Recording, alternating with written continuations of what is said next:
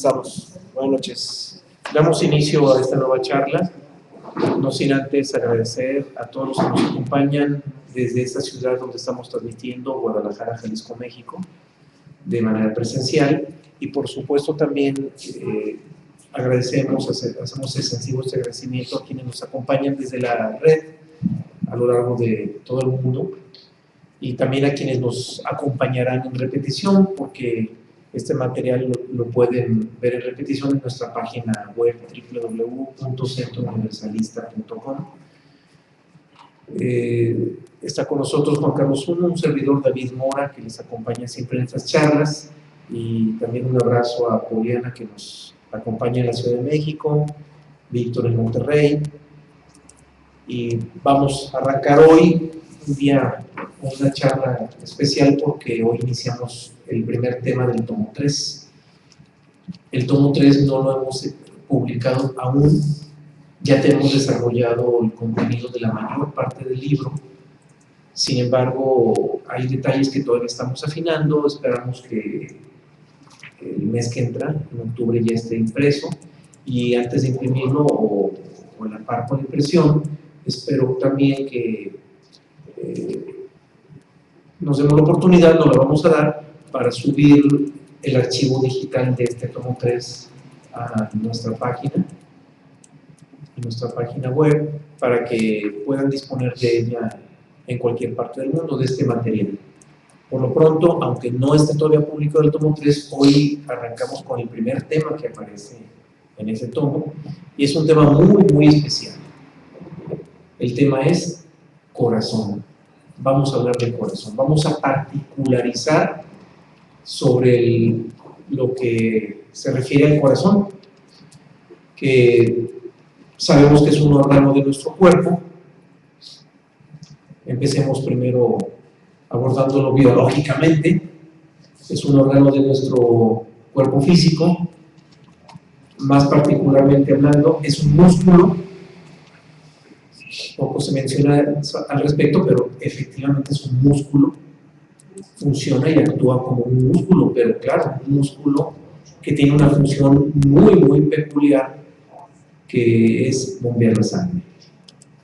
Y esta función lo ubica o le da una posición al corazón muy, muy especial, una posición excepcional dentro del cuerpo, porque esto convierte el corazón como la sede de la vida. Es la sede de la vida, es la parte más vital del organismo. Tan así que cuando clínicamente se declara el deceso de una persona, es a partir de que el corazón deja de latir, precisamente. Es el indicador que determina si hay deceso de una persona. ¿Por qué? Porque es la sede de la vida. Allí es donde está el punto nodal de la vida del humano, en el corazón. Y además de eso, el corazón ejerce muchos papeles en el organismo. Por supuesto que el papel que juega cada parte del organismo es multifactorial. A veces hemos creído que la mente es para pensar, que el corazón es para bombear sangre, que las manos son solamente para sostener cosas y para trabajar, o para el tacto. Creemos que los pies son solo para caminar, pero es una visión muy cuadrada y muy limitada que le hemos dado a las cosas, y tiene que ver con esa percepción de división que los humanos hemos tenido sobre la vida o sobre la existencia. Y cada órgano de nuestro cuerpo ejerce todas las funciones, cada parte de nuestro cuerpo. Cualquier parte de nuestro cuerpo tiene células auditivas, visuales,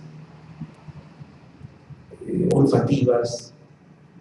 O sea, cualquier órgano, cualquier parte de nuestro cuerpo ejerce todas las funciones, incluido intelectual.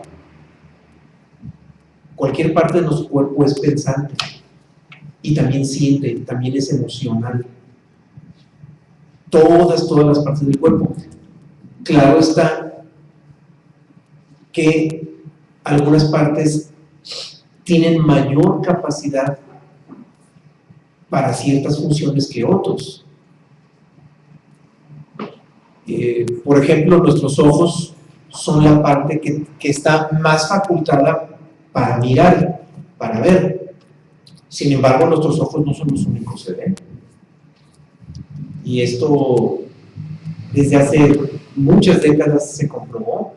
Hay incluso la posibilidad, bueno, no la posibilidad, se han desarrollado técnicas, pero tienen que hacerse desde niños, tienen que desarrollarse desde niños para que se pueda ver con la yema de los dedos.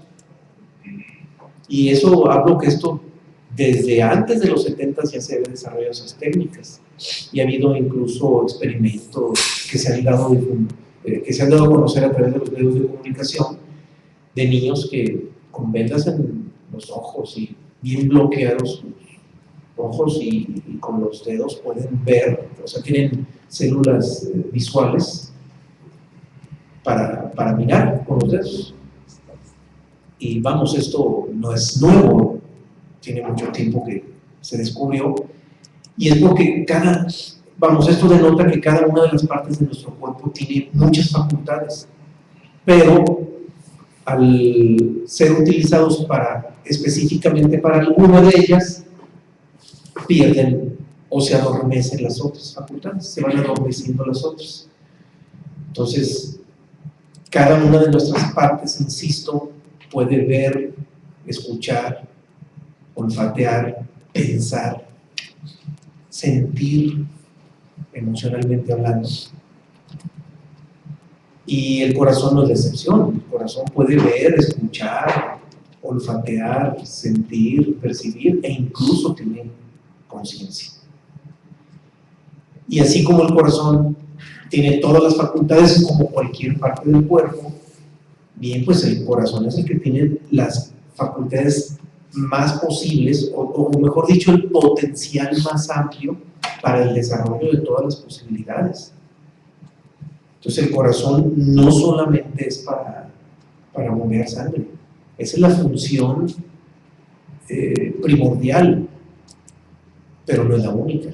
El corazón es un órgano pensante, sintiente, que escucha, que mira y que tiene conciencia. Y el potencial del corazón es más pensante que la mente, tiene una capacidad pensante mayor que la propia mente, y así como tiene una capacidad pensante mayor que la mente, también tiene una capacidad de conciencia amplísimamente mayor que la mente. Y la razón es más que obvia, no porque el corazón en sí mismo tenga esa capacidad, sino porque el corazón es el receptáculo del ser interior original. Ahí reside nuestro ser original, en el corazón. Y al estar el ser interior, el ser original nuestro, dentro del corazón, más concretamente hablando, según decían los antiguos rosacruces, en el ventrículo superior derecho, ahí es donde lo señalan como el punto donde, o la parte donde está alojado el punto central de nuestro ser.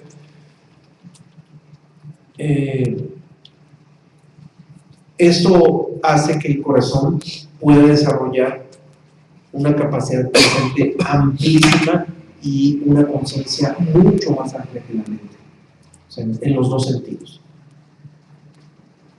Sin embargo, pues la cabeza es la que ha tomado el comando de nuestra personalidad, desplazando el corazón, y esto ha provocado que el corazón se mantenga latente en esas facultades. El corazón no tiene prisa, no tiene necesidad, ve que alguien usurpa sus funciones, que es la mente, lo deja, no hay problema, piensa, siente, jacta de tener conciencia, siéntete la conciencia, no pasa nada, algún día comprenderás que no es así, y el corazón no tiene prisa, se queda latente en espera de que la mente algún día comprenda que no es la parte fundamental de nuestro cuerpo.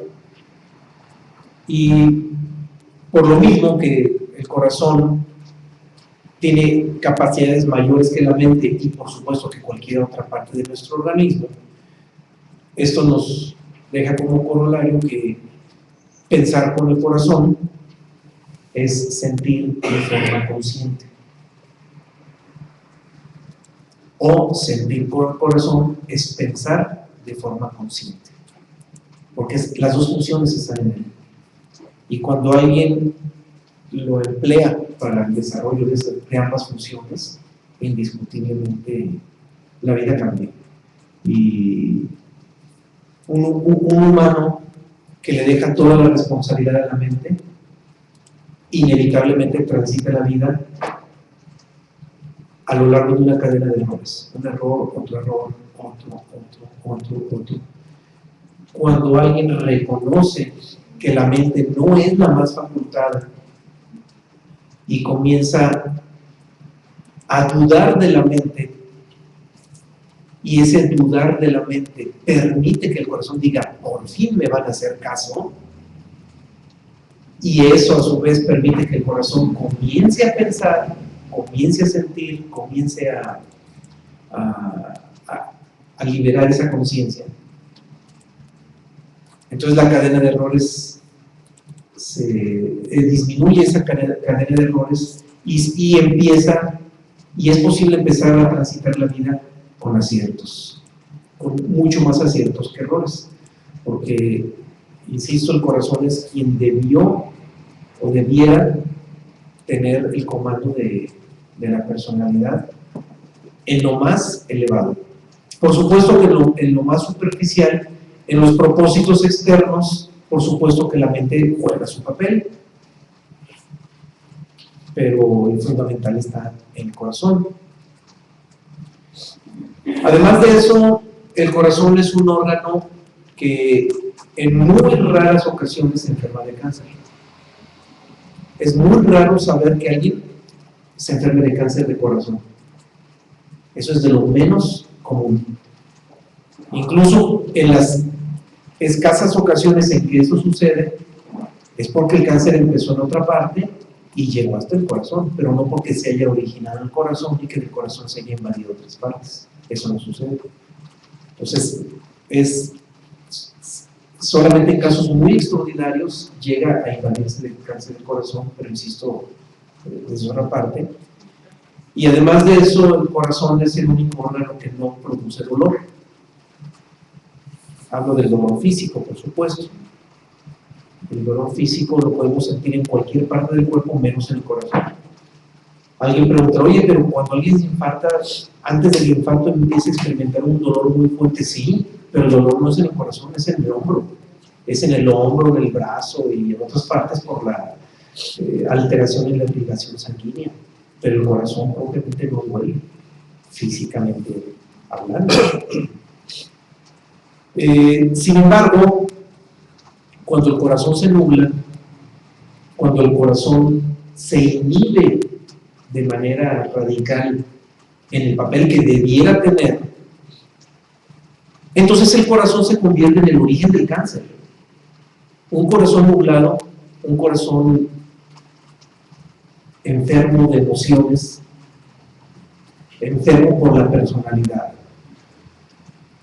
Definitivamente ese corazón se convierte en el origen del cáncer de muchas partes del cuerpo. Ahí sí es lo más común, es de lo más común que el cáncer se desarrolle en muchas personas por motivos emocionales, y esos motivos emocionales están involucrando o involucran el corazón. Un corazón enfermo, un corazón que no está en su papel, un corazón relegado, un corazón que está mal empleado o utilizado de manera insana en un papel que no le toca, que es el emocional inferior, un corazón invadido por el centro emocional. Y en esas condiciones, entonces el corazón se convierte en el origen del cáncer para otros órganos.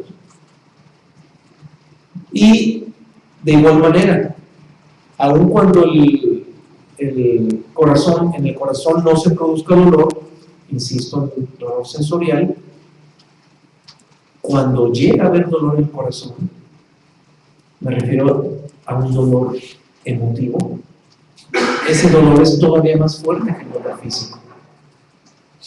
El dolor del corazón es el estado emocional más duro que puede enfrentar un humano. No hay nada peor emocionalmente hablando que el dolor del corazón. Pero claro, no estamos hablando del dolor físico, sino de un dolor de tipo emotivo. Además de eso, el verdadero anhelo de libertad, que desafortunadamente pocos humanos hoy en día lo llevan, despierto ese anhelo de libertad. La mayoría de los humanos viven conformes con la existencia, adaptados y conformes con esta existencia física como si fuera nuestro origen y nuestro final y nuestro destino, como si esta existencia, insisto, fuera nuestro origen y nuestro destino, cuando es al revés, ni es nuestro origen ni es nuestro destino. Pero desgraciadamente la inmensa mayoría de la humanidad cree que así es, cree que somos de aquí y terminaremos aquí. Y obvio que estas personas conformes con esta existencia nunca van a tener, o van a tener mínimo incipiente el anhelo de libertad. Y cuando alguien empieza a percibir intuitivamente, siempre movido por el impulso del prerrecuerdo de nuestro origen, del que ya hemos hablado, de ese prerrecuerdo, se experimenta un anhelo de libertad que en términos legítimos procede del corazón. El verdadero anhelo de libertad. Por supuesto que el deseo de llegar al cielo y estar rodeado de angelitos, como lo pintan algunas religiones, ese deseo no proviene del corazón, ese deseo proviene de la mente. Proviene de la mente que quiere salvarse y de una mente que quiere vivir para siempre, que le da miedo morir, y en su propia imaginación la mente dice: yo quiero ir a un cielo donde yo pueda seguir viviendo para siempre y que nunca me muera. Entonces ese deseo es inconsciente, es humanoide, es irracional, es producto de emociones inferiores, del centro emocional inferior.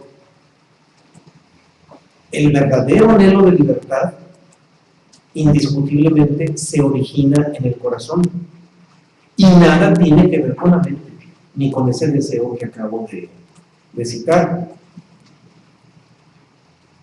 Ahora, no se trata de un deseo de salvación, porque los deseos provienen siempre del centro, del plexo solar o del centro emocional inferior, cualquier tipo de deseo.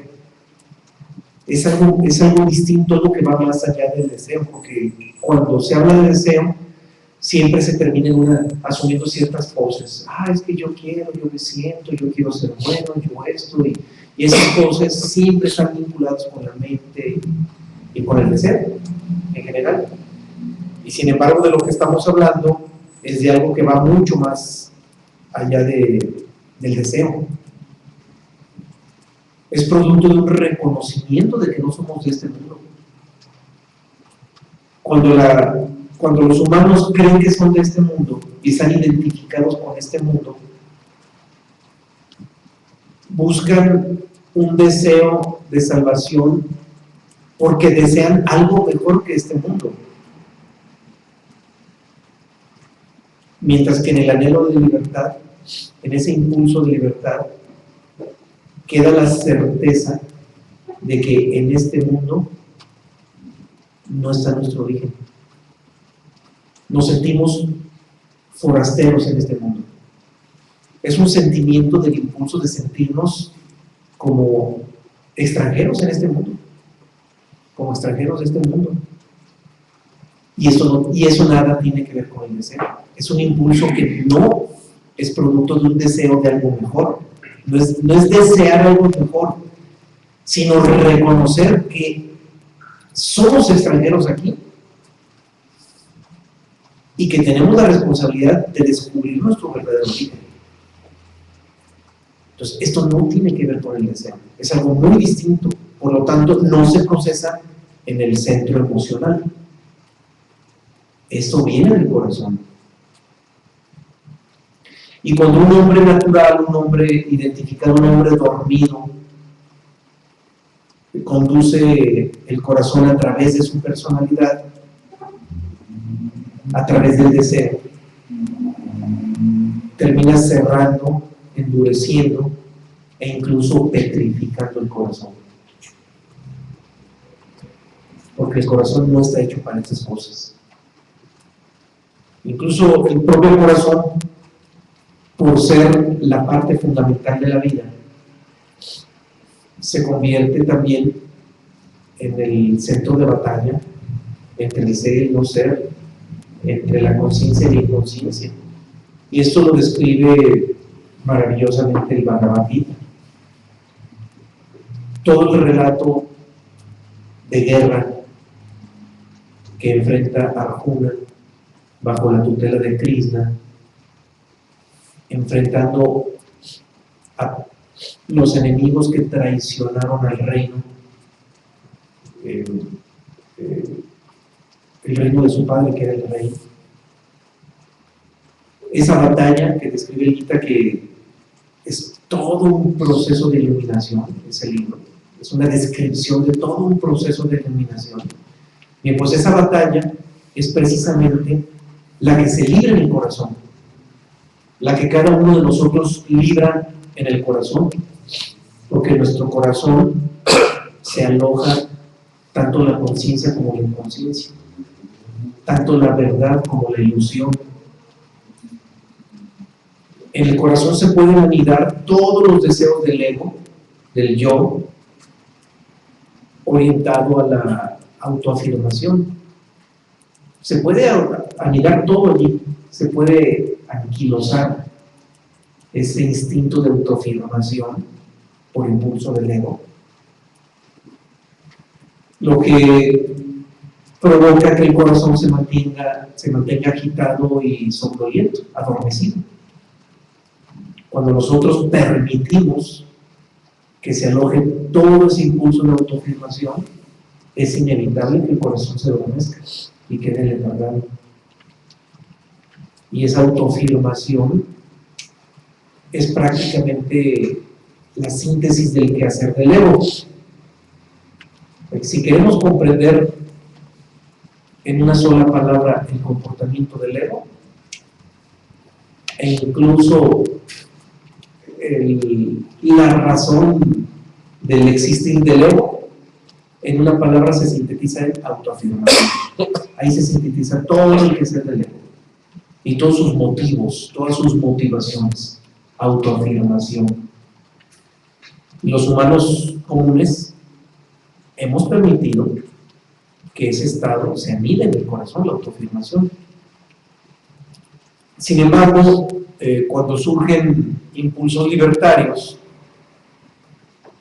descubrimos que esos impulsos vienen desde el ser, no, esos no vienen de la mente. El verdadero impulso de libertad viene desde el ser interno, desde nuestro verdadero ser. Y cuando esos impulsos de libertad empiezan a brotar del corazón, entonces se hace posible la conexión con la fuente original, con la energía pránica fundamental, que es la energía que restablece la conexión entre el ser interno y el ser universal. Ya hemos hablado mucho de esa energía pránica, de esa fuente original. Quienes no hayan escuchado esa charla, pues se le dedicaron incluso 2 sesiones a ese tema, porque es un tema amplísimo y aparece en el tomo 1, es el tema 16 del tomo 1, lo comento por si alguien quiere hablar sobre ello, es la fuente original, está en el tema 16 del primer tomo. Y esa energía pránica se recibe, se establece con la conexión con ella solamente cuando el corazón se abre, cuando empiezan los impulsos de libertad, los impulsos del ser. Pero es obvio que esos impulsos jamás llegarían en la autoafirmación. En la autoafirmación, un hombre jamás experimentaría impulsos de libertad o ese anhelo de libertad, jamás llegaría. Es evidente que solamente en la autonegación podría experimentarse esos impulsos, así y solo así. Y de la autonegación también ya hablamos mucho en el tomo 2, está entre los primeros sistemas del tomo 2, más o menos el de la autonegación, que es donde es posible que, insisto, se restablezca esa conexión con la energía o la fuerza pránica. Y esa energía pránica es fundamental y es necesaria para la experiencia del silencio interior, de la paz interior, y esa experiencia a su vez es lo único que podría conducirnos a la lucidez de la conciencia. Así y solo así. Pero esa autonegación de la que hablo, que es la antítesis de la autoafirmación que nos nubla el corazón, ahí hablamos de una dualidad, el corazón se nubla por la autoafirmación, el corazón se abre y se libera por la autonegación, y esa autonegación ya lleva implícito que la personalidad se sustraiga de todo el engranaje de la vida natural de la existencia. Pero es como una especie de círculo virtuoso. El corazón se abre y nos sustraemos de ese engranaje de la vida natural. Nos desidentificamos de la existencia o de la vida natural y el corazón se abre más. Y al abrirse más, nos resulta más fácil sustraernos o desconectarnos, desvincularnos de la existencia, y así sucesivamente se convierte en un círculo virtuoso. Un círculo virtuoso que en este momento en el hombre natural se maneja como un círculo vicioso.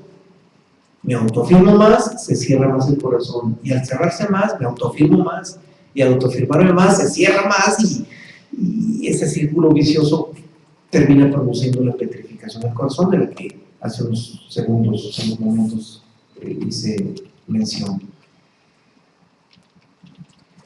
Por lo tanto, el corazón hay que entenderlo bien. No está para involucrarse en asuntos que tengan que ver con la batalla de la vida natural. No lo debiéramos de convertir en ese campo de batalla. Lo convertimos en campo de batalla porque le metemos el asunto de la autoafirmación y se nubla a partir de ello. Pero en sí el corazón no debiera ser ese campo de batalla. Pero los humanos hoy en día ya estamos todos identificados con la existencia, ya no convertimos el campo de batalla, ya está convertido en ello. Todo el quehacer por la supervivencia en la vida natural, por mantenernos vivos, debiera dejarse nada más a la mente. La mente debiera ser la única parte que como órgano pensante se encargara de proveer lo necesario para la supervivencia en la vida. Pero no es así. La mente se involucra con los otros centros, ya lo hemos mencionado, con el centro emocional, con el centro motor. De hecho, con eso terminamos el tomo 3, el tomo 2, lo terminamos con ello. Y la mente no está en su papel puro y pleno, sino que está siendo usurpada también por los otros centros, y pues nuestra vida es un desastre porque terminamos pensando con el centro emocional o sintiendo con la mente, y terminamos con funciones dislocadas. Y la mente es la que debiera encargarse nada más de eso. Si la mente actuara libremente para hacerse responsable de la supervivencia, y no nomás de la supervivencia, también de una vida digna, hacerse responsable de una vida decorosa, donde tenemos un nivel de vida razonablemente humano. no solamente el alimento, sino tener una vida decorosa, vamos. Aún los esfuerzos por tener una vida razonablemente decorosa debieran recaer todos en la mente. Y si así fuera, si se dejara solamente en la mente libertad, con pleno discernimiento entre el propósito externo y los propósitos externos y el propósito interno, entonces la mente no tendría complicaciones para resolver las cosas. Podría resolver las necesidades sin generar conflictos nuevos. Y digo conflictos nuevos porque se están generando por esa usurpación de la que ya hemos mencionado en los temas anteriores, en los últimos 2 temas. Entonces, pues la mente misma no está, así como el corazón no está en el papel que le toca, la mente tampoco. La mente está parcialmente en su papel y está siendo también usurpada por los otros centros, y esto nos genera un desequilibrio en todas las direcciones y en todos los sentidos. Entonces, como al corazón no le toca ese papel externo, o más bien si comprendemos que al corazón no le toca ese papel, entonces lo más razonable es que procedamos al vaciamiento de los intereses naturales de la personalidad en el corazón. Es decir, todos los intereses de la personalidad, que vienen siendo todos los propósitos externos, debiéramos vaciarlos del corazón, y en ese vaciamiento permitir que el corazón se convierta en un receptáculo de la fuente original, de esa energía pránica universal. Pero si el corazón está lleno, no puede recibir nada. Los humanos comunes tenemos el corazón lleno de los intereses de nuestra personalidad. Entonces, un corazón lleno de nuestra personalidad ya no puede recibir nada. No tiene la posibilidad de recibir, porque ya está lleno de nosotros mismos, está lleno de nuestra mente y lleno de nuestros intereses. Por lo contrario, ese corazón vacío de nuestros intereses personales se convierte en un maravilloso símbolo, o más bien es simbolizado por algo que en el cristianismo se convirtió en un símbolo tontamente buscado de manera externa y poco comprendido como un verdadero símbolo, que es el Santo Grial. El Santo Grial es un símbolo de una copa vacía. Una copa vacía que representa un corazón vacío de la personalidad. Ese es el símbolo del Santo Grial. El corazón vacío de la personalidad.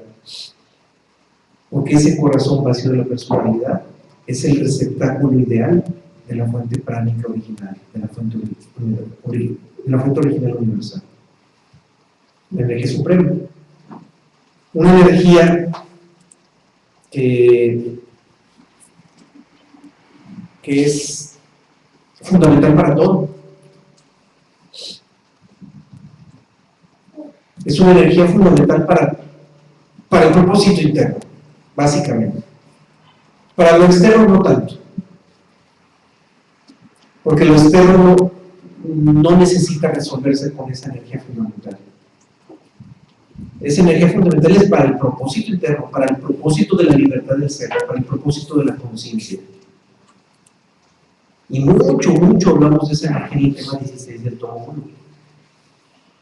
Pero insisto, por muchos esfuerzos que pretendiéramos hacer por allegarnos a esa energía, quienes escucharon ese tema del tomo 1 y tomo 16 recordarán que uno de los recursos más importantes para hacernos receptivos a esa energía es la contemplación solar, porque el sol es portador de esa energía pránica universal.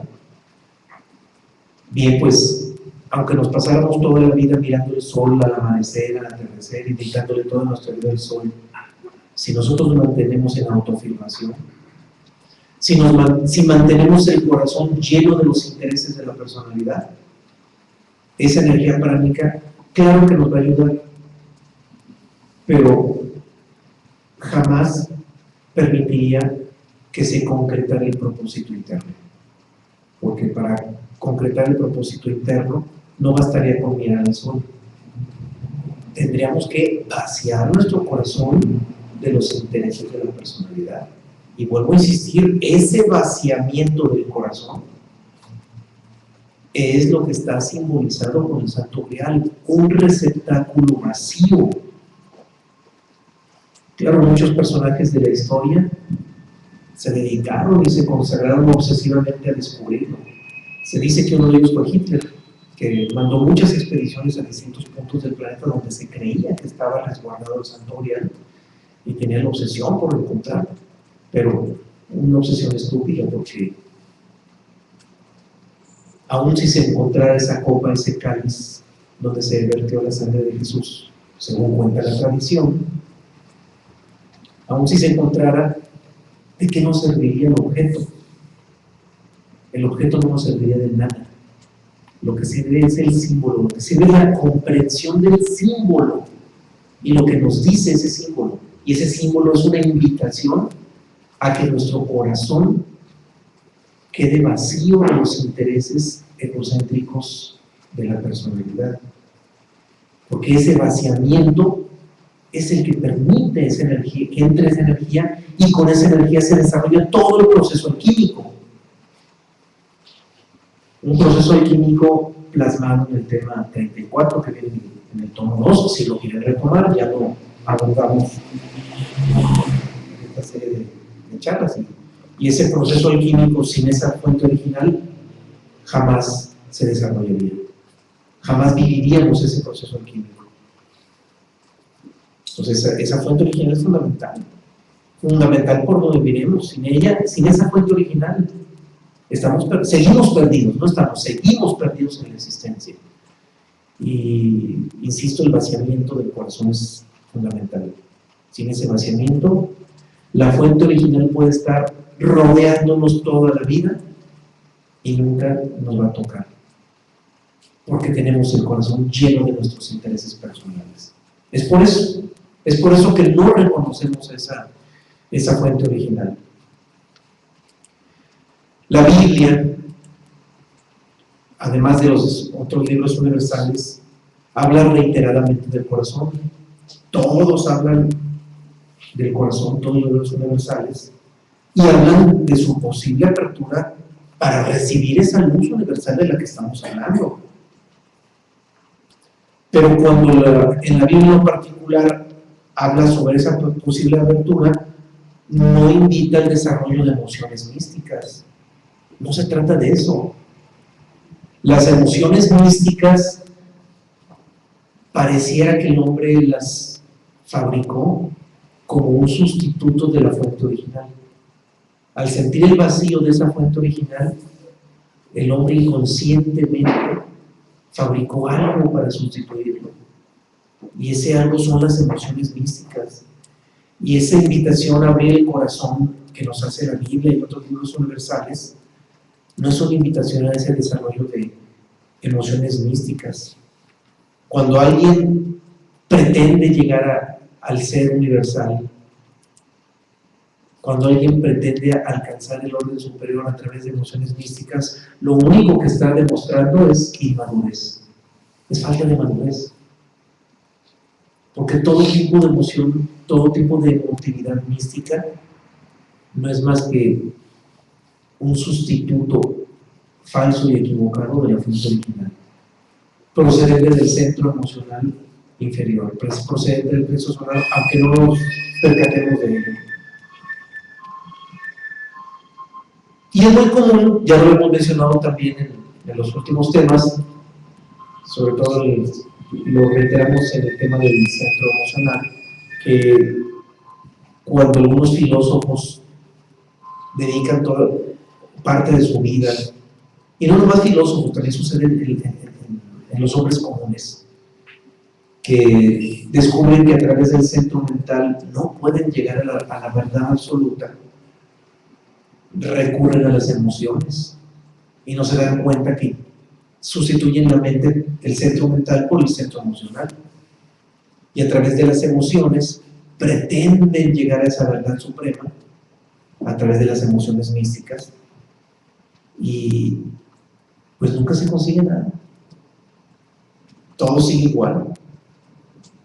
Lo único que consiguen es generar una nueva esperanza, pero que va a ser una esperanza vana, ilusoria, profundamente ilusoria. Esperanzas ilusorias que lo único que producen es un aletargamiento todavía mayor en la existencia. Y la inmensa mayoría de las religiones alimentan o invitan a la feligresía a que se alimenten de esas emociones místicas. Y es, insisto, profundamente adormecedor. Porque el proceso está en el corazón. El proceso químico está en el corazón, como ya lo citamos hace unos minutos. Y ese proceso químico, que es un cambio polarizado del estado del corazón que ahorita tenemos, un cambio que nada tiene que ver con la sustitución de ciertos sentimientos por otras emotividades místicas. A veces creemos que sustituir ciertas emociones externas por otras emociones místicas que también son externas, pero que se cree que son internas, se cree que esa sustitución de emociones ya nos está conduciendo a la ruta y no. Seguimos perdidos porque no es un asunto, insisto, emocional ni emotivo. Hay una frase bíblica que nos invita a ello, que dice: levantad vuestros corazones.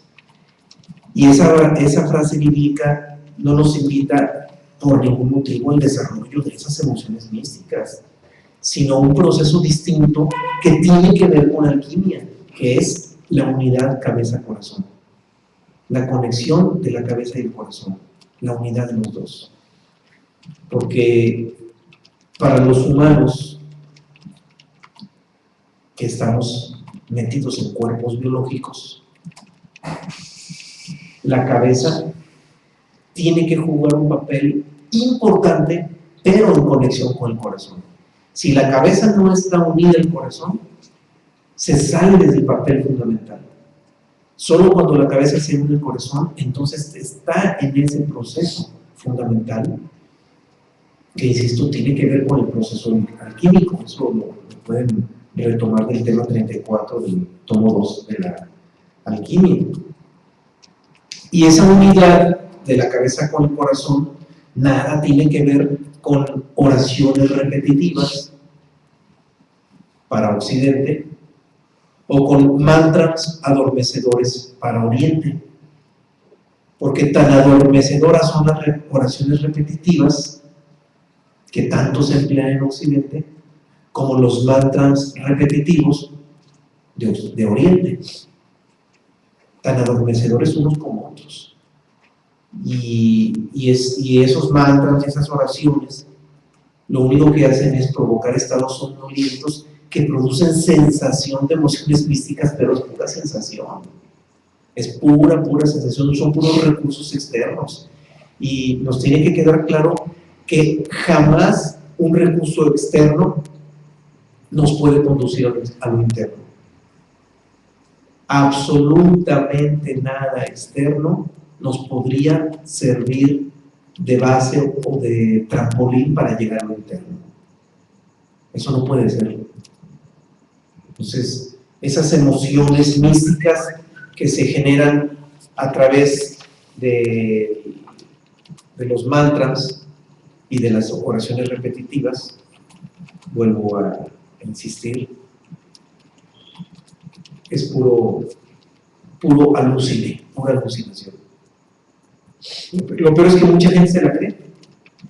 En Occidente, masas completas creen que con las oraciones ya están casi con un pie en el cielo.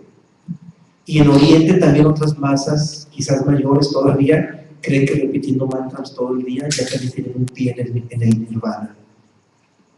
Y no. Y no, son recursos externos. Son recursos externos que, al final de cuentas, lo único que están haciendo es sustituir el único vínculo de conexión que es la fuente original.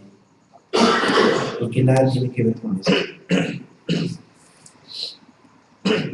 Y cuando hablamos de unidad cabeza-corazón, también nos tiene que quedar claro que no es una unidad en la que haya un sometimiento mutuo. No, es una unidad en la que la cabeza tiene que entregarse al corazón. Nuestra mente tiene que rendirse y reconocer que el corazón es el que lleva el rol fundamental de la vida, y la cabeza se tiene que someter al corazón. Solamente una cabeza, una mente que se rinde, y eso es la autonegación, solamente una cabeza que se rinde al corazón puede estar en comunión con él. Una mente que se autoafirma por la simple o a través de la más sutil autoafirmación se separa del corazón. Cualquier impulso de autoafirmación produce división instantánea y la mente se separa del corazón. Entonces la mente solamente puede estar en comunión con el corazón cuando se reconoce a sí mismo como un instrumento, pero un instrumento al servicio del corazón, no como el comandante en jefe de la personalidad, que es como la tenemos ahorita en la mente.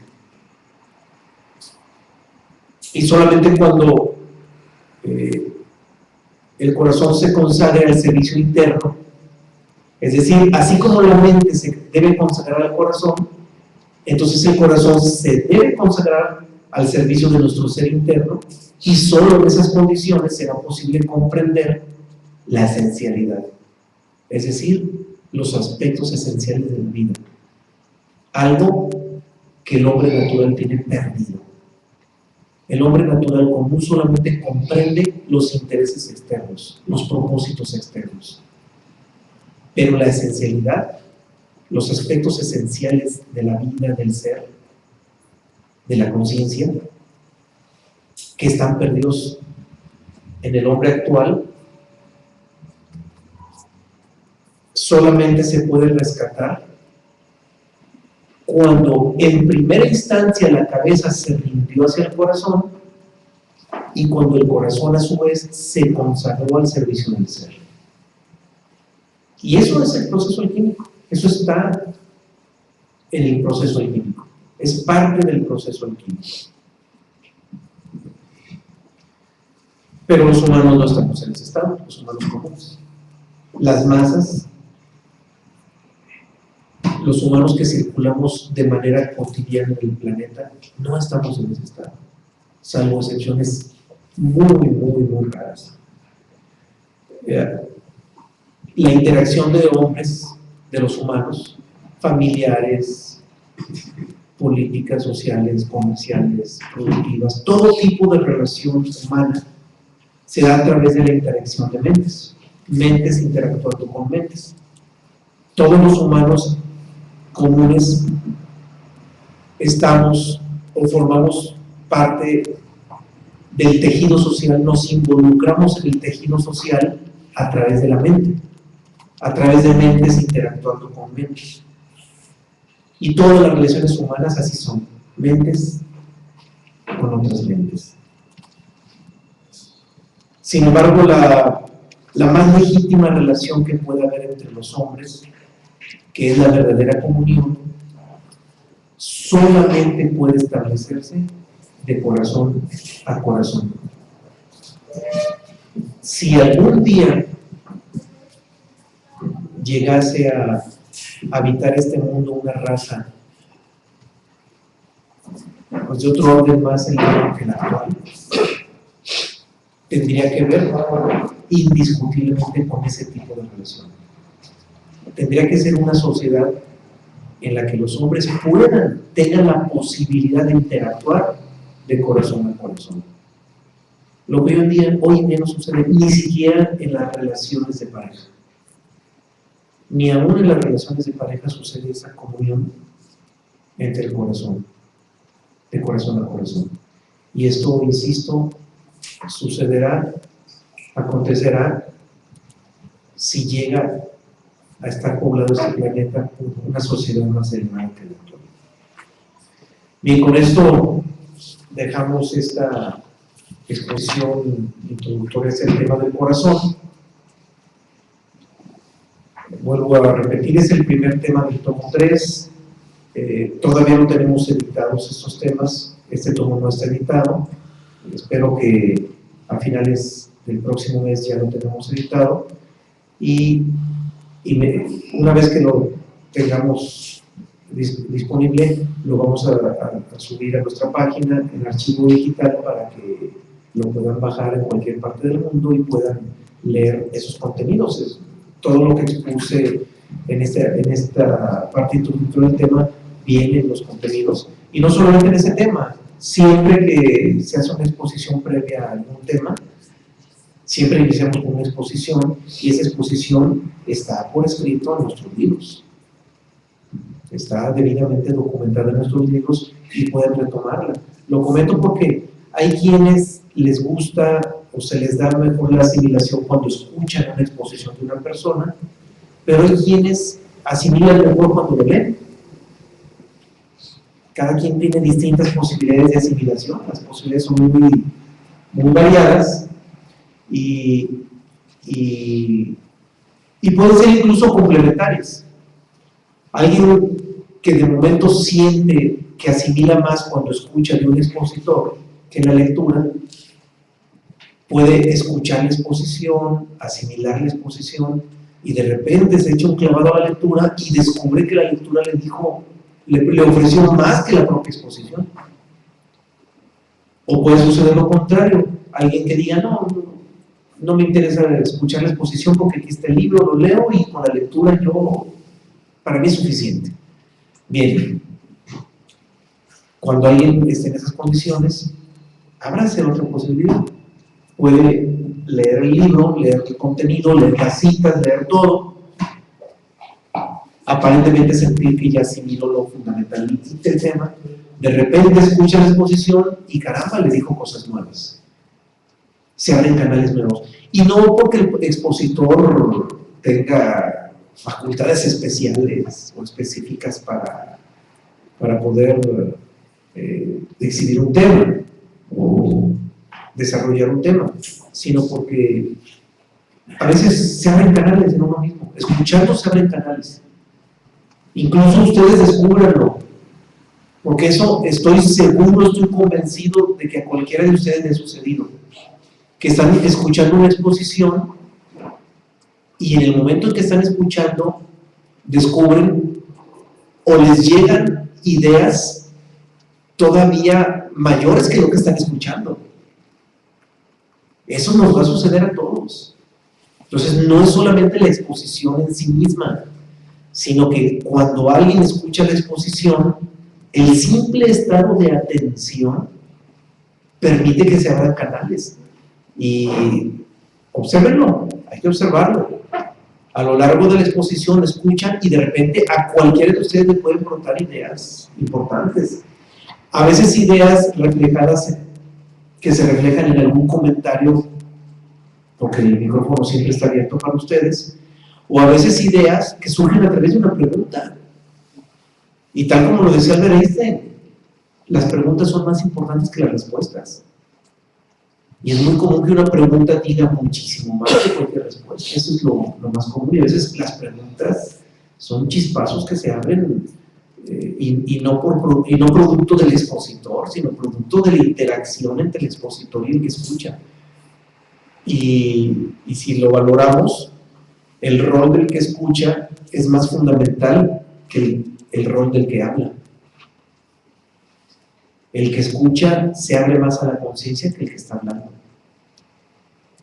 Porque el que escucha abre canales. El simple estado de atención abre canales. Por eso, insisto, tan importante es la exposición, o tan importante es escuchar una exposición, como importante es leer también. Porque la lectura también uno se abre a lo que está leyendo, hay otra apertura también. Entonces, las dos son importantes. Por lo pronto, prometido que en corto plazo tenemos este material disponible en nuestra página. Por lo pronto lo ponemos a su disposición a través de esta exposición, y pues nos vamos a las citas que nos dicen los libros, que nos ofrecen los libros universales sobre este tema en particular, que es el corazón, y que hoy son muchas citas, son muchas citas. Qué bueno que la exposición no fue tan larga, porque hay muchas citas y la mayoría de ellas son muy exquisitas. La primera cita es del Mahabharata, muy breve, pero nos dice mucho. El Mahabharata es uno de los Vedas. Incluso históricamente el Mahabharata viene siendo el antecedente del Bhagavad Gita. El Mahabharata nos da los antecedentes históricos previos para comprender mejor el Bhagavad Gita. Los dos son maravillosos. Y en el Mahabharata, en una frase breve, nos dice, aparece escrito lo siguiente: la verdadera tranquilidad es la del corazón. En pocas palabras, si realmente aspiramos a un estado de paz, no hay que apuntar a la mente. No hay que ir al psiquiatra ni al psicólogo para que nos enderecen los tornillos, para que una vez enderezados los tornillos ya estemos tranquilitos y en paz. Eso jamás va a suceder. La verdadera paz no es producto de una mente aquietada. La verdadera paz viene del corazón. Claro, es indiscutible que para que el corazón se convierta en instrumento de esa paz, la mente tiene que estar de alguna manera también aquietada, eso es indiscutible, pero la verdadera paz indiscutiblemente viene del corazón. Eso nos debe quedar clarísimo, y el Mahabharata nos lo está ofreciendo. Bien, nos pasamos ahora al Bhagavad Gita, siguiendo con los Vedas. Sí, la siguiente cita es de Bhagavad Gita: consagrándose sin pausa a la unión interior con Dios, el yogi obtiene con toda seguridad el infinito goce de la comunión con Dios. Él reconoce en su corazón que su esencia es común a la de todas las criaturas, y que la vida que mora en todas las criaturas habita también en su corazón. Esta es la conciencia en la que vive el yogi iluminado, una visión de una total unidad. Bien, aquí en el Bhagavad Gita nos menciona acerca de esa unión que tenemos todos en el interior. En el interior todos somos uno, así como la gota que se expande cuando llega al océano. La gota, cuando somos o queremos ser individuales, queremos ser gota de agua, pero cuando llegamos al océano nos convertimos en el océano mismo y somos uno solo. Aquí lo mismo en el Bhagavad Gita nos menciona esa unión que tiene el yogi iluminado con esa parte íntegra que se tiene con el ser, y el ser es uno y todos los corazones, todas las criaturas son uno a ese nivel. Bien, dejamos los Vedas y ahora nos desplazamos a la tradición hebrea a través de un libro fundamental que es el Zohar, donde extrajimos lo siguiente. Es el Upanishad. Hay otra cita del Upanishad. A ver, esa sí no la tengo aquí. Ah, sí, cierto. Me la brinqué, discúlpenme, me estaba brincando una. Esta también viene de la tradición védica, viene de los Upanishads. Una frase también breve dice: radiante es su luz, aunque invisible por estar escondido en el lugar secreto del corazón. El espíritu es la suprema morada, y este mora en todo lo que se mueve, respira y ve. Y en ese lugar secreto, no nomás los Upanishads, sino todos los libros universales lo ubican en el corazón, porque es el receptáculo del ser, es el receptáculo de nuestra esencia, de lo fundamental. Lo fundamental está ahí en el corazón. Más ahí los Upanishads lo describen como el lugar secreto. Bien, ahora sí nos pasamos al Zohar. No, Hermes Trismegisto. Hermes, hay una de Hermes, caray, hoy estoy... Sí, cierto, me estaba dedicando una página, corazón, bueno, hoy vengo un poco distraído. Sí, una de Hermes, vamos en orden cronológico, sí. Aparición cronológica, y Hermes nos dice lo siguiente. Mira hacia arriba y ve con el corazón, aquel cuya voluntad es la de ser visto únicamente con el corazón, pues él no puede ser conocido por el oído, ni dado a conocer por el habla, ni puede ser visto con los ojos del cuerpo, sino solo con la mente y con el corazón. Hermes Trismegisto, Corpus Hermético. Aquí, mirar hacia arriba y ve con el corazón es esa alta vibración que se mencionaba ahorita en la introducción. Cuando el corazón vibra una alta vibración, el corazón se vacía, y ese vacío es llenado por el ser, que es el misterio del Santo Grial. Y aquí menciona claramente que este vaciamiento, esta manifestación no puede ser vista por el oído, escuchada por el oído, ni dado a conocer por el habla, ni puede ser visto por los ojos del cuerpo, sino solo con la mente y el corazón, siempre y cuando la mente se doblegue ante el corazón. La mente va a ser iluminada por el corazón.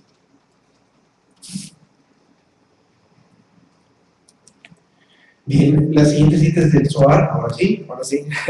Ahora sí nos vamos a la tradición hebrea, profundísima, muy interesante esta cita, que aborda algunos ingredientes más de ese rol fundamental del corazón. Nos dice el Zohar: Dios, cuando hizo al hombre y lo vistió con grandes honores, le indicó que se uniera a él para ser único y de un solo corazón,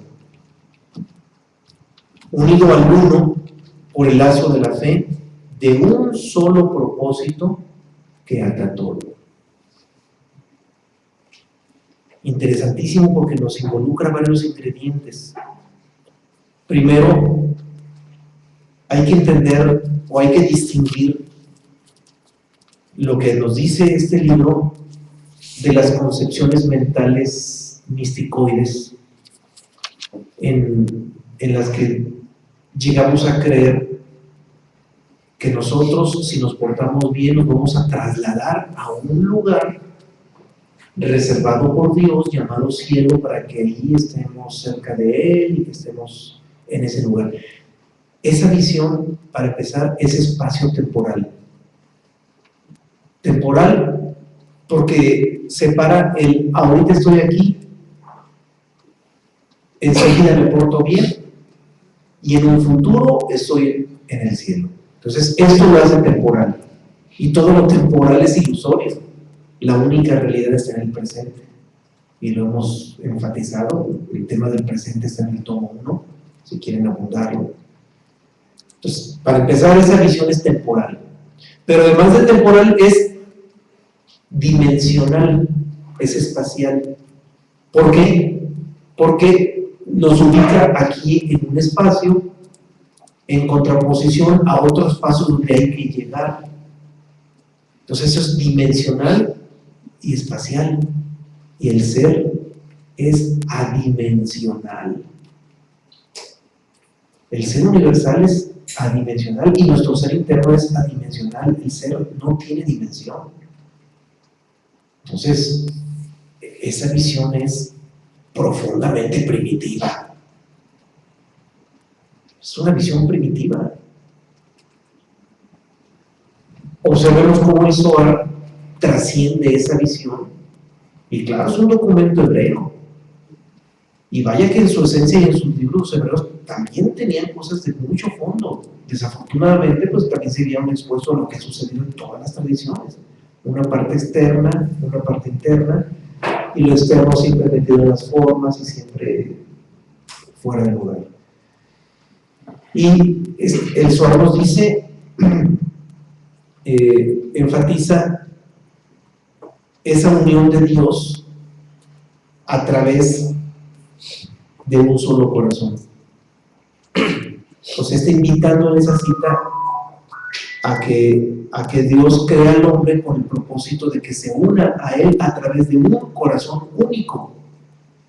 Es decir, lo que hay en mi corazón es lo que hay en el corazón de cada uno de todos los humanos y lo que hay en el corazón de Dios o en el corazón del ser universal, que es un punto, el punto de interacción de toda la unidad. Entonces, ya aquí el Zohar nos está hablando de la unidad, porque dice unido al uno. Este mismo párrafo trasciende la palabra Dios y la sustituye el término el uno. Dice unidos al uno por el lazo de la fe. Unidos al uno. Deja de lado la palabra Dios y utiliza un término profundamente universal que es el uno. Y el uno es un punto. El punto de intersección de todo es la unidad absoluta, no el número aritmético, sino la unidad absoluta. O sea, no lo confundamos con un número aritmético, sino como la unidad absoluta. Y además de eso, enfatiza un solo propósito. Ya hemos dicho que el propósito interno es uno y solo uno, mientras que externamente hay infinidad de propósitos. Los propósitos externos, que son de la mente, que son de la personalidad, están en la multiformidad, mientras que el propósito interno del ser es uno solo. Es un solo propósito, tal como lo dice el Zohar. Por eso este párrafo tiene tintes geniales. Bien, dejando la tradición hebrea, nos vamos ahora al lejano oriente, empezando por Lao Tse, con algo que nos dejó escrito en el Tao Te Ching. Si aquí nos hace una pregunta, Edgar, de la cita del Bhagavad Gita, nos dice que si es una convicción, ¿cómo acceder? ¿Alguien puede comentar? Sí, Edgar. Mira, la cita del Bhagavad Gita es un diálogo que tiene Krishna con Arjuna. La convicción es de Krishna. Mas, sin embargo, lo que podemos agregar aquí, Edgar, es de que la iluminación no es un mérito propio. La iluminación llega, es cuando el ser se manifiesta. Eso es lo que sí podemos agregar dentro de esta cita. Y aclarándote, esta cita es un diálogo que tiene Krishna con Arjuna, y si lees el Bhagavad Gita te podrás dar cuenta que Krishna en esos momentos, en los momentos de la batalla, de la última batalla, prácticamente ilumina a Arjuna con toda esa convicción que habla Krishna a Arjuna. Bien, pasamos entonces a la cita de Lao Tse. Es fuerte aquel cuyo Sí. Es fuerte aquel cuyo corazón manda en su neuma vital, en los seres, o a la robustez sigue la vejez, que es la falta del Tao. Bueno, la fortaleza que debemos de tener como personalidad, pues es una fortaleza que nos otorga pues una fuerza natural, pero la verdadera fortaleza está en el corazón, está en el neuma vital, en la parte del alma, que es cuando aplicamos el concepto que hemos estado viendo en algunos temas, que es la neutralidad. Cuando tenemos esa fortaleza de ser neutrales ante la dicha y la desdicha, aparece la fortaleza del corazón, en esa parte neutral que reside en el corazón. Nosotros podemos acceder a esa neutralidad en nuestra existencia. ¿Cómo? No identificándonos con la personalidad, no teniendo una identificación plena de que eso que me está pasando y nada más soy yo. No. Nosotros tenemos una visión más profunda. Tenemos a la personalidad. Sabemos que existe y mora un espíritu en nosotros. Mas, sin embargo, a quien le otorga todo lo que es la voluntad de la personalidad, nosotros estamos abocados completamente a la parte externa y nunca a la parte interna. Entonces hay que ver la vida como una manifestación de la espiritualidad que tenemos, no como una personalidad que tiene experiencias espirituales de vez en cuando, no. Somos una parte, esa parte neuma, esa parte del alma, que tiene la cualidad o de dirigirse a la parte externa, que es la personalidad, o a la parte interna, que es el ser. Y esa es parte del misterio del Santo Grial, ese vaciamiento que nuestra personalidad tiene que hacer de las ideas, de nuestra mente, de nuestras actividades, no desdeñarla porque es parte de lo que somos. Tenemos una dualidad como seres humanos, pero hemos desdeñado la parte del alma, la parte del alma que se conecta con el ser. Seguimos con el lejano oriente, pero a través de Confucio. La siguiente es una frase muy clara que no amerita muchos comentarios por su misma claridad. El lugar que el sabio vigila más que nadie es aquel que nadie puede ver, su propio corazón. Bien, no hay mucho que decir, simplemente comprender que para el sabio es el lugar fundamental. ¿Y por qué es el que amerita vigilar más? Para que no se llene de cosas de la mente. Vigilar que no se llene de las cosas o de los intereses de la mente. Bien, vamos con la que sigue también de Confucio. Cuando la pasión enceguece, el corazón no está ocupando su debido lugar. Confucio. Bien, normalmente nosotros confundimos ese apasionamiento que tiene la personalidad cuando nos topamos con una pareja o con alguien que nos hace sentir algo, ¿no?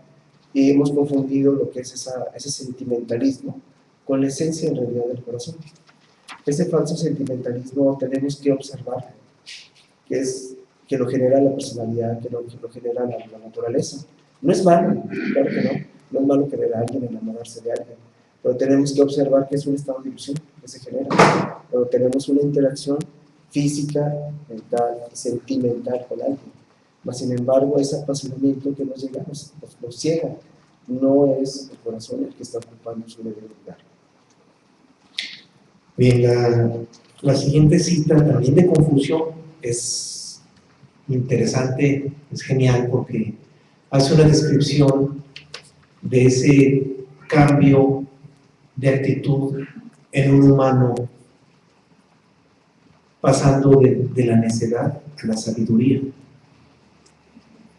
pasando de la autoafirmación a la autonegación.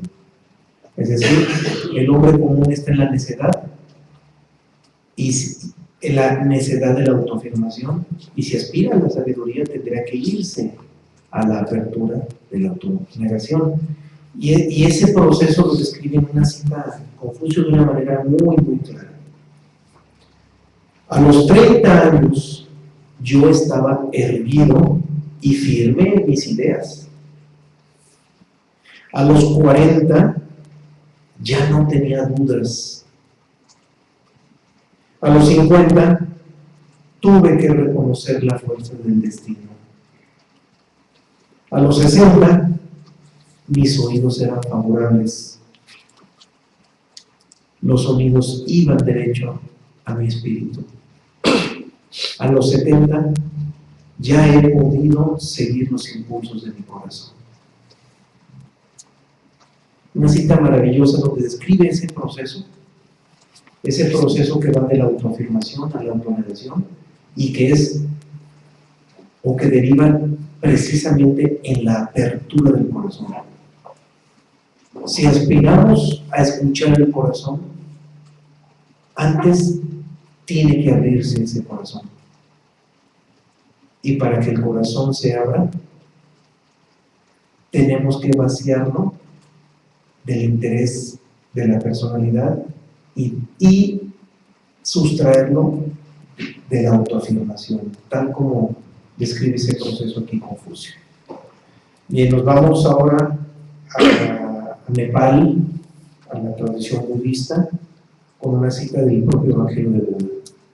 La inspección de los astros, la astrología, la adivinación de los sucesos próximos o desgraciados, por medio de los signos y las predicciones del bien y del mal, todo esto está prohibido.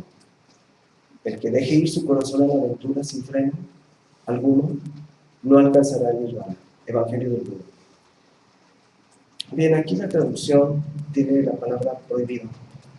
Muy probablemente la traducción no sea tan fiel, ¿verdad? Porque en esencia un iluminado no prohíbe nada, simplemente advierte. Mas, sin embargo, la esencia de la cita está interesante porque, por lo general, generamos una intuición como personalidad. Una intuición que puede conectarse con la naturaleza y tener la posibilidad de ver, como aquí dice, tener adivinaciones de sus próximos, la predicción del bien o del mal, etc. Si nos evocamos a este tipo de intuición que es relativa, que es externa, pues también vamos a estar confundiendo lo que es la verdadera esencia del corazón. Un iluminado mantiene unido esa intuición y se mantiene unido a todo ese tipo de manifestaciones virtuosas, mas sin embargo no las manifiesta, las utiliza para estar en contacto con el ser y para tener ese juicio de dividir lo que es la parte divina y la parte externa. Cuando en el Apocalipsis habla del juicio final, no se habla de un Dios que te juzga. El juicio final es la verdadera manifestación de la división que existe, de poder observar la parte divina y la parte externa. Ese es el verdadero juicio que inclusive lo menciona el cristianismo. Aquí Buda simple y sencillamente lo menciona, que si nos dejamos ir por ese tipo de manifestaciones intuitivas, es una puerta falsa.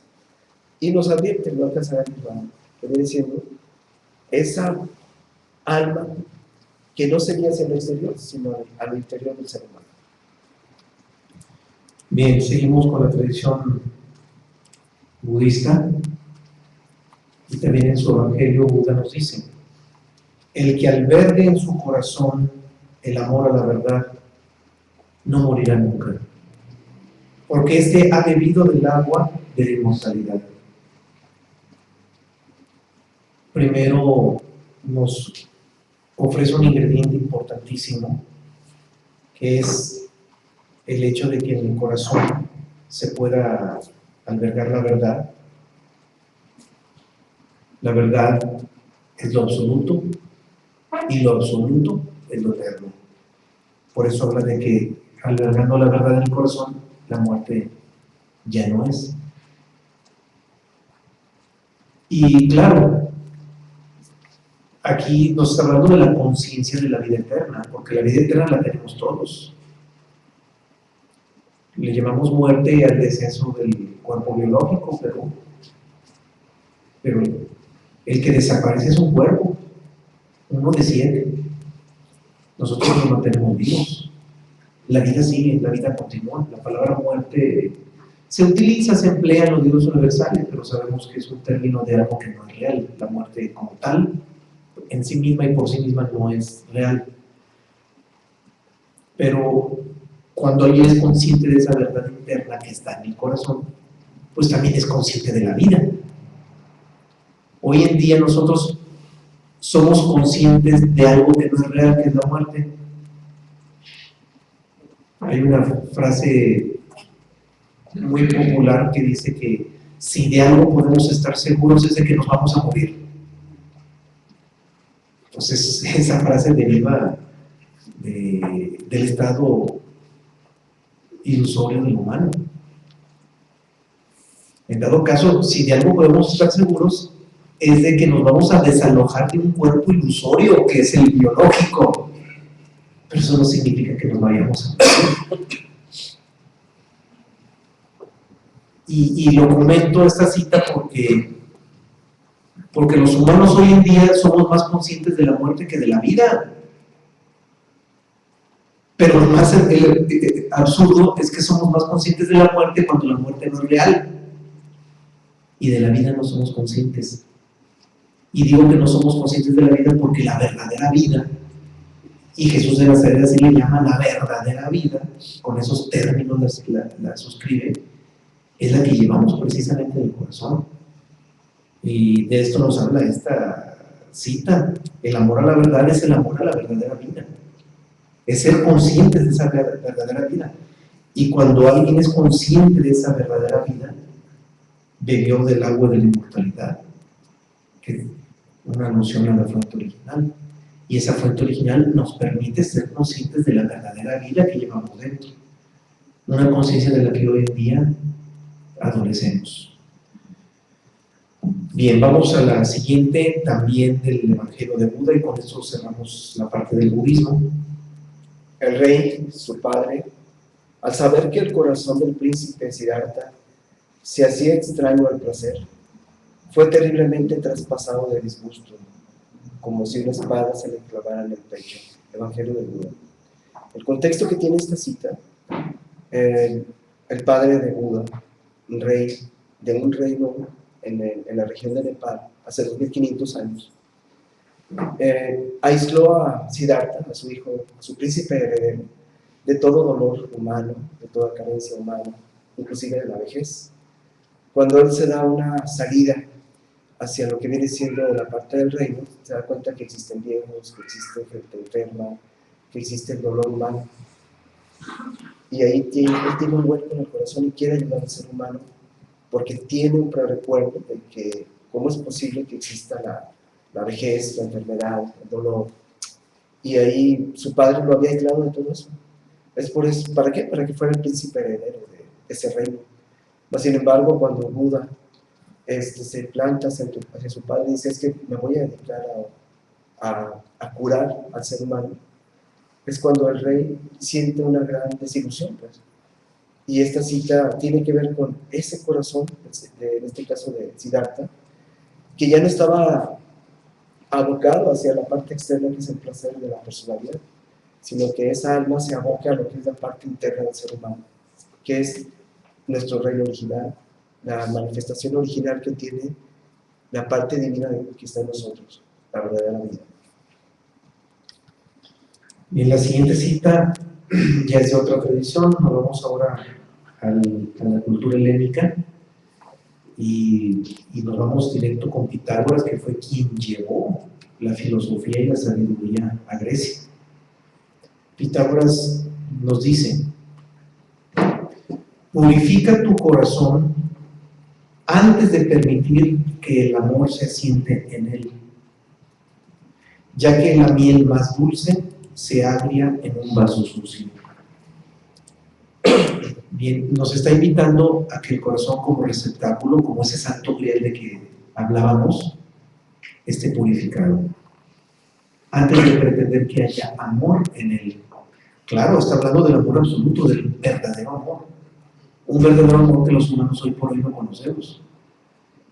Esto nos lleva a un par de temas que se manejan en este tomo 3 que hoy estamos iniciando, que es el amor dialéctico y el amor universal. Es decir, el amor que el hombre natural conoce y sabe ofrecer, y el verdadero amor que va más allá del hombre natural, el amor que le llamamos amor universal. Aquí Pitágoras se está refiriendo al amor universal, y antes de permitir que ese amor universal se asiente en el corazón, primero hay que purificarlo, nos invita a purificarlo. Habría que aclarar qué es purificar el corazón. ¿Qué podemos hacer para purificar el corazón? Muy simple: no llenarlo de cosas de la mente. Porque lo único que ensucia el corazón son las cosas de la mente y los intereses de la personalidad, obvio, todo circulando a través de la mente. Bien, y vamos ahora al cristianismo, empezando por una cita del Evangelio de los Esenios, que es la etapa en que Jesús se forma en una comunidad egipcia. Bien, esta cita es muy hermosa. Dios no escribió las leyes en las páginas de libros, sino en su corazón y en su espíritu. Evangelio de los Esenios. Muy hermosa la cita. Los libros sagrados, la enseñanza universal, solo menciona lo que es la verdad, no son la verdad misma. La verdad misma está en el corazón del ser humano, en el espíritu. Esta cita que acaba de leer Juan Carlos tiene mucho que ver con lo que nos hemos atrevido a decir en algunas de las charlas, en el sentido de que, tal como decía Zaratustra, en este mundo no existe la voluntad de Dios. Y él decía: si miran al sol, es donde pueden encontrar algo que tenga que ver con Dios. Y efectivamente este mundo no es parte de Dios. Y esas son palabras de Jesús de Nazaret, no son mías. Él dice claramente: mi reino no es de este mundo, y ahí deja establecido que este mundo no forma parte de Dios. Sin embargo, hay algo nos llega de la voluntad divina. Aun cuando este mundo no esté dentro de Dios, aun cuando este mundo sea ajeno a Dios, a la naturaleza de Dios, que no forme parte de Dios, la última voluntad de Dios está inscrita precisamente en las leyes universales, y eso lo hemos comentado. Los principios universales, las leyes universales, son el último hilo a nuestro alcance de la voluntad de Dios. Y eso que hemos mencionado, aquí lo dice Jesús de Nazaret en este Evangelio de los Esenios. Y él dice que Dios no escribió las leyes en las páginas de los libros, sino en su corazón y en su espíritu. Es decir, las leyes universales vienen desde el corazón de Dios. Es el último hilo de la voluntad de Dios. Y esas leyes universales regulan el comportamiento de la existencia, aunque la existencia no forme parte de Dios. Es todo un misterio esto, Es todo un misterio, digno de revisión, aunque es algo que no necesariamente lo tenemos que arrastrar a la comprensión de la mente. Es decir, este mundo no pertenece a Dios, no forma parte de Dios, pero está regulado por Dios. Y esa regulación está en las leyes universales, y aquí Jesús de Nazaret nos dice que Dios escribió esas leyes en su corazón. Es decir, vienen desde el corazón de Dios, según lo dice el Evangelio de los Esenios. Palabra de Jesús. Bien, seguimos con el cristianismo, pero ahora a través de uno de los evangelios de Nag Hammadi, de los evangelios gnósticos, en el que Jesús dice: cuando la palabra aparece, la que está en el corazón de quienes la pronuncian, ella no es solo un sonido. Claro, cuando habla de la palabra, en este caso, está hablando del verbo, y del verbo emanado del corazón. Y esa palabra, ese verbo emanado del corazón del ser, es la fuente original. Y es algo que es mucho más que un simple sonido. Bien, nos vamos ahora al Evangelio de Mateo, seguimos con el cristianismo. No se hagan tesoros en la tierra, donde la polilla y el orín corrompen, y donde ladrones minan y hurtan, sino hagan tesoros en el cielo, donde ni la polilla ni el orín corrompen, y donde ladrones no minan ni hurtan, porque donde está su tesoro, allí estará también su corazón. Ven, aquí Jesús les dice a sus discípulos que toda vez que nos afanemos a crear un reino en este lugar, a crear una fraternidad muy pura, muy santa, etc. Esto está de paso. El verdadero tesoro está en construir esa parte interior que nos tiene que vincular nuevamente con nuestra parte divina. Esa construcción interior, ese tesoro que realmente tenemos dentro. Y lo de externo siempre va a estar cambiando, se va a estar modificando, y nos afanamos toda nuestra existencia a construir más hacia el exterior que hacia el interior. Al inicio de la exposición del tema, mencioné algo que pudiera resultar medio fantasioso, que es hablar de que los distintos órganos de nuestro cuerpo tienen cualidades pensantes, oyentes, olfativas, visuales, incluso de conciencia. Y hablaba de la capacidad pensante del corazón también, de que el corazón es un órgano pensante. Suena raro, para muchos pudo haber resultado muy extraño eso. Sin embargo, en esta cita, que está en el Evangelio de Mateo, Jesús habla de la cualidad pensante del corazón y literalmente lo dice de manera directa. La cita dice así: algunos de los escribas decían dentro de sí: este blasfema. Y conociendo Jesús los pensamientos de ellos, dijo: ¿por qué piensan mal en sus corazones? Interesantísima esa cita. Porque ahí Jesús no dice, ¿por qué piensan mal en sus cabezas? No dice eso. No dice, ¿por qué permiten que su mente piense mal? No, y literalmente dice, ¿por qué piensan mal en sus corazones? Aquí literalmente está hablando de esa cualidad pensando en el corazón. Pero como el corazón del humano natural está orientado hacia afuera, indiscutiblemente ese corazón puede pensar positivo o negativamente. El carácter pensante del corazón es de la dualidad. En este caso está hablando de malos pensamientos en los corazones de los escribas. Bien, seguimos con el cristianismo, pero ahora a través de una de las cartas de los Corintios, de Pablo. ¿De Mateo? ¿Hay una más de Mateo? Hay. A ver, la Algunos de escuchamos. los escribas. Bien, la escuchamos. Creo que sigue esto, ¿no? No, sigue esto. Es la que había leído. No la había recurrido, Juan Carlos, es la que leí. Este es de algunos escribas decían dentro de sí. Este Es blasfemo. la que acabo de leer ahorita. Perdón. Esa es la que acabo de leer, sí. Entonces no lo cambié. Sí. Ahora sí sigue de Ahora sí, Corintios. Corintios de Pablo. Dios que mandó que las tinieblas resplandeciese a la luz. Es el que resplandeció en nuestros corazones para iluminación del conocimiento de la gloria de Dios. Bien, aquí Pablo nuevamente ubica esa luz, esa manifestación dentro del ser humano. Dios que mandó que las tinieblas resplandeciesen la luz.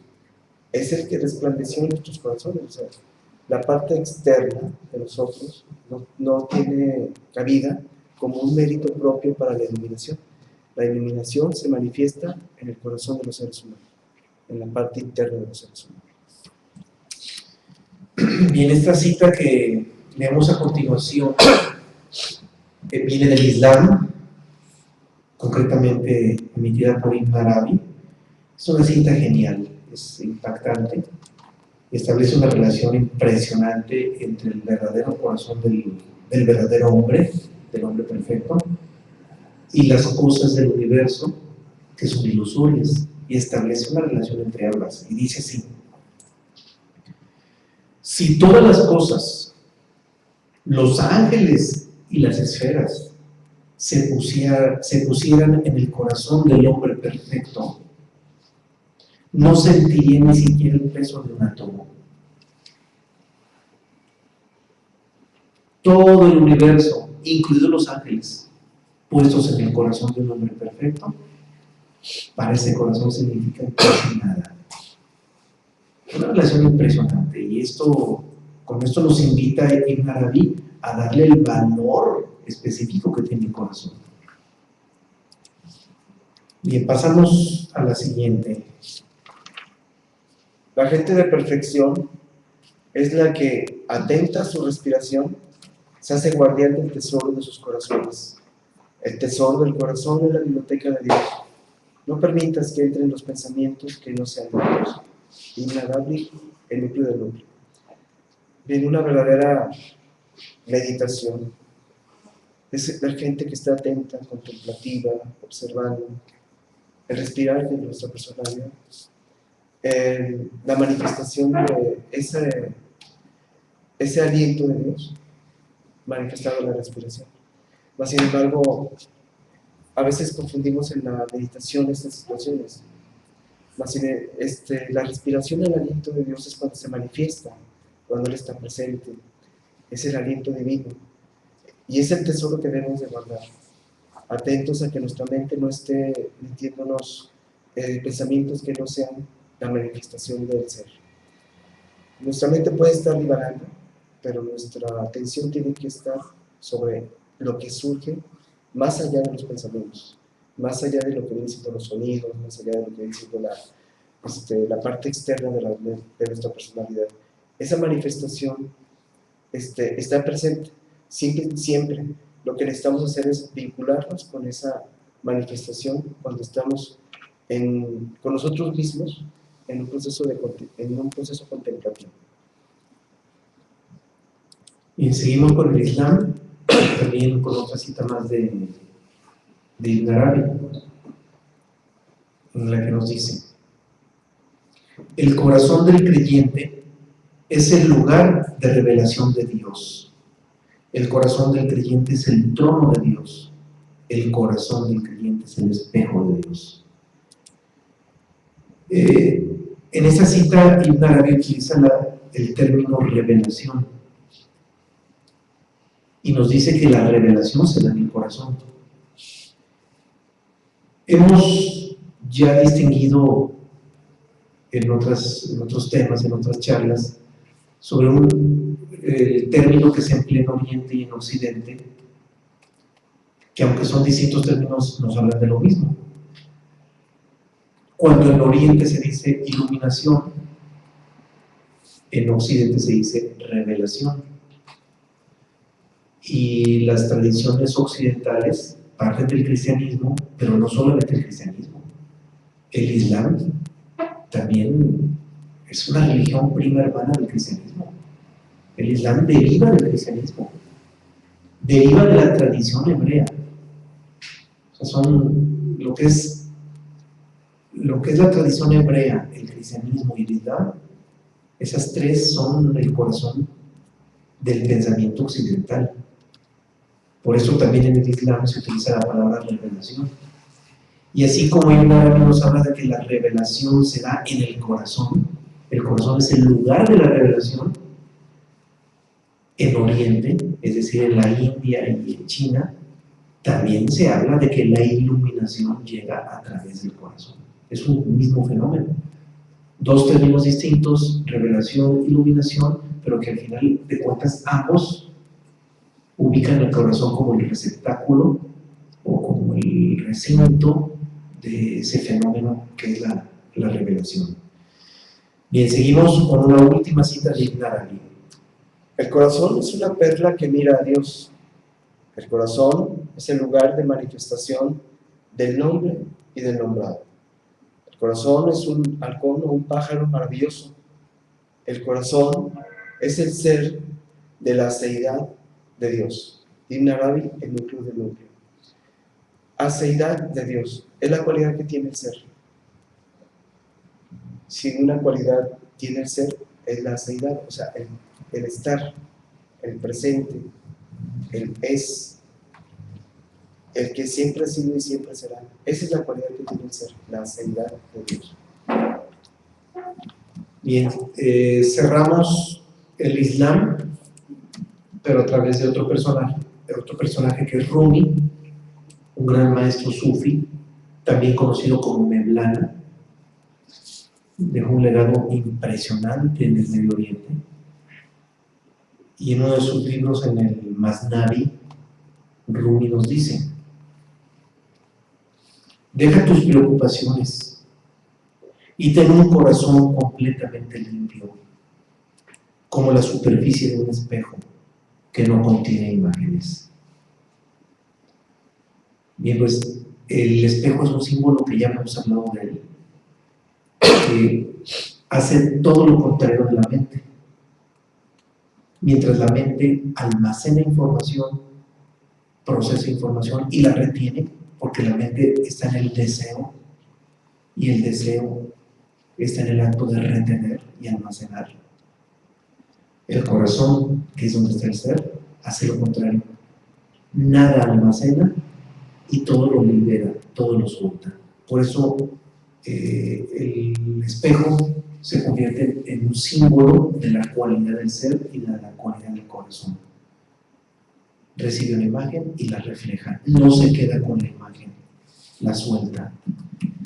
Bien, pasamos ahora a nuestro México, la tradición mexica con Nezahualcóyotl.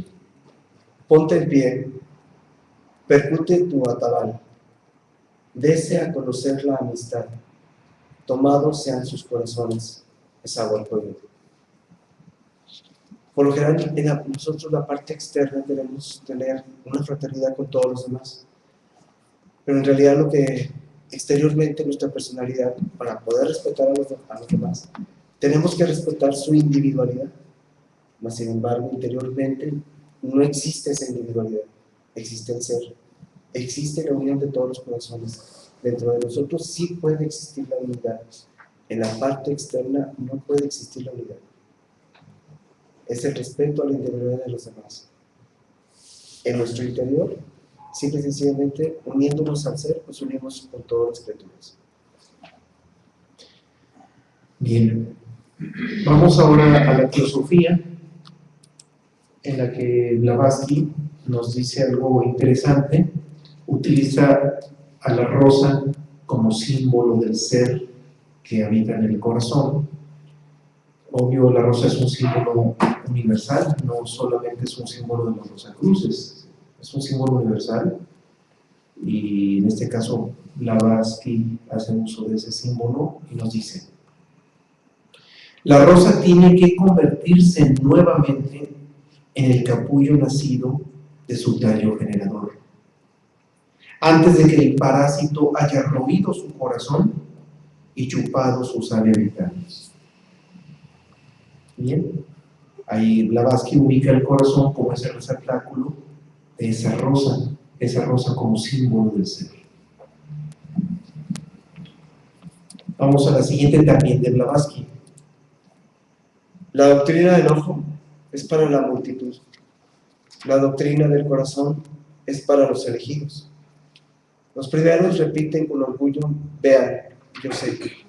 Los segundos, aquellos que humildemente han recogido la cosecha, dicen: así he oído yo. Elena Petronila Blavatsky, libro de los preceptos de oro. Aquí se habla de ese doble conocimiento que tiene el ser humano.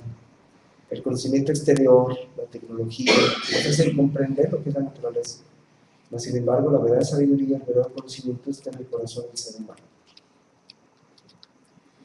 Además, en esa cita también Blavatsky habla de la distinción tan importante entre la autoafirmación y la autonegación. El que se autoafirma, tal como lo suscribe, dice: vean, yo sé. Y el que se autoniega dice: así he oído yo. El que se autoafirma habla, enuncia. El que se autoniega escucha. Bien, nos quedan solamente dos citas, una de Krishnamurti y otra de Albert Einstein. Krishnamurti nos dice: no hay ningún camino hacia la verdad, es ella quien debe llegar a uno.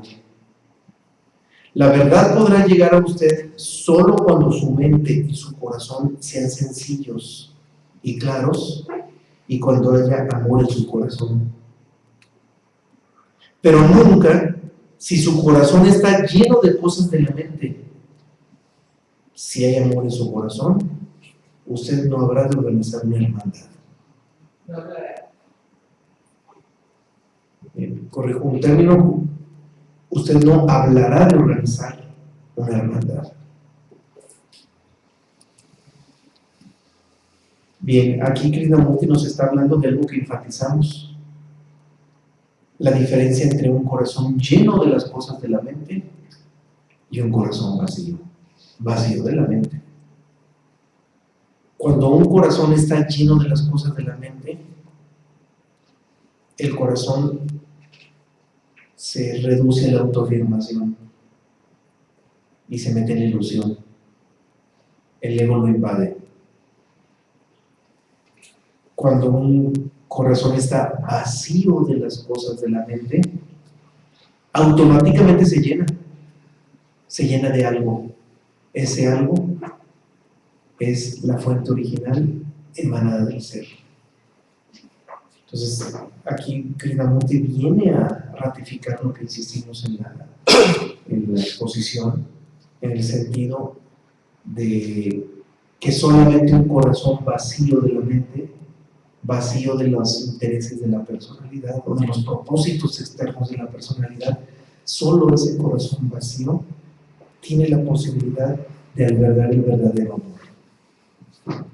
Y el verdadero amor es el propio ser. Y encerramos con Albert Einstein. El problema del hombre no está en la bomba atómica, sino en su corazón, Albert Einstein. Tomando el tema aquí del corazón, la bomba atómica, Albert Einstein hace una alegoría. En este sentido, las primeras bombas atómicas era destruir un átomo, dividirlo. Esa división provocaba energía y se generaba una bomba atómica. El verdadero problema que tiene el hombre es esa división que está en el corazón, es esa desvinculación que tenemos con el ser, esa explosión que hubo en un momento y nos desvinculamos con el ser. Ese es el verdadero problema. Albert Einstein nos pone esa diferencia, y a lo mejor pocas veces podemos filosofar acerca de esta frase, porque si lo ponemos en lo exterior, es que la bomba atómica, pues sí, mata gente, y en el corazón de los seres humanos somos muy fríos, etc., ¿no? Ahí estaríamos hablando de la personalidad, pero filosofando acerca de esa desconexión que tenemos con el ser es lo esencial. O sea, el verdadero problema es la desconexión que tenemos con el ser, que se produjo en un momento dado, y aquí estamos. Y ese problema está en el corazón. Exacto. No está en otro lugar más que en el corazón. Es lo que alegóricamente el Gita lo ubica como el campo de batalla. Bien, nos quedan minutitos. No sé por qué hoy prácticamente o casi no hemos dado preguntas, las únicas han brotado de la red. Aquí hay un comentario desde Guadalajara. Pedimos que tome el micrófono para que permita que desde la red puedan escuchar. Bien, ahora sí escuchamos. Sí, es un comentario ahí en Eckhart Tolle dice: cuando el corazón llora por lo que pierde, el espíritu ríe por lo que gana. Yo ya tomaba pues el corazón siempre como algo poético, algo metafórico. Pues esa alusión a ese campo de batalla. Sí, ese campo de batalla. Al final de cuentas, es alusión a esa batalla. El corazón es como la personalidad, porque es la dualidad, es la multiforma, y pues se rinde pues al espíritu, al ser, para Sí. pues no sé, eso pues Sí. lo dice Sí, pues, y esa es la alusión a que el corazón puede estar invadido por la personalidad o puede estar habitado por el ser o inundado por el ser. Si está invadido por la personalidad, pues llora por la pérdida. ¿Por qué? Porque está lleno de las cosas de la mente. Pero si está inundado por el ser, entonces está alegre por la ganancia, y la ganancia es absoluta, porque el ser es todo, significa todo. Entonces, eso lo que es que pensar que con el corazón, eso ¿quién lo hizo? Pues los sabios, como Salomón, o ¿quién lo pudo? Cualquiera de nosotros puede hacerlo. Cualquiera de nosotros, por el simple hecho de dudar sobre lo que la mente nos dice, la simple duda sobre lo que la mente nos dice, permite que nuestro corazón piense. Sí, pero ¿cómo no vamos a dudar de la mente si la mente es dualidad, es fantasía? Bueno, hay que empezar a dudar. Es que una cosa es que lo entendamos como teoría, y otra cosa es que durante la vida observemos lo que la mente nos dice y dudemos de ello. Eso es la práctica, eso es la vivencia. Y si nosotros, en términos reales, más allá de la teoría, comenzamos a dudar de nuestros pensamientos, comenzamos a dudar de la certeza de nuestros pensamientos, entonces el corazón empieza a hablar. Pero hay que hacerlo primero, hay que dudar de la mente. Dudamos de la mente, ya lo comprobamos, y no fue pues lo que pensábamos. Entonces empieza el corazón ahí a actuar. Empieza cuando se duda de la mente, empieza a actuar el corazón. O sea, que no hay que reprimirse la mente, pues hay que expresarse, hay que llevar a cabo lo que dice la mente. Que la mente piensa, ya de nosotros depende si le damos el crédito total o no se lo damos a la mente. Entonces ahí empieza a pensar el corazón. Sí. Bien. Estamos en el límite de este espacio. No sé si hay algún comentario más, como que el tema nos dejó en la idea fundamental del corazón. No, quizás no haya mucho que abonar porque es un tema dirigido al ser, y son temas delicados. Todo lo que tenga relación con el ser y por su propia naturaleza son temas delicados y de los que no se puede especular demasiado, y quizás por eso no haya tanta inquietud por preguntar. Y es muy curioso si sucede. Cuando el tema es de tipo existencial, surgen mil inquietudes. Cuando el tema es alusivo al ser, las inquietudes cesan. Nos sucedió en una charla que tuvimos precisamente ayer en Ciudad Guzmán, en que abordamos dos temas. Un tema fue el amor dialéctico y el otro tema fue el amor universal. Y cuando hablamos del amor dialéctico, infinidad de comentarios. Nomás empezamos a hablar del amor universal y se acaban los comentarios, porque pues, todo lo que tiene que ver con el ser, ya cuando uno comprende lo limitada que es la mente para comprender la naturaleza del ser, hasta espontáneamente uno mismo se aquieta. Y el tema de hoy es el corazón, es el receptáculo del ser, y como que lo que nos dicen los libros es suficiente, no hay más que decir. No sé si observaron eso. Leíamos cada una de las citas que leíamos, no nos invitaban a demasiado comentario. ¿Por qué? Porque está claro. O sea, no hay mucho que decir cuando se habla de algo vinculado con el ser. Y conste que fueron muchas citas, fueron casi 30 citas, fueron muchísimas.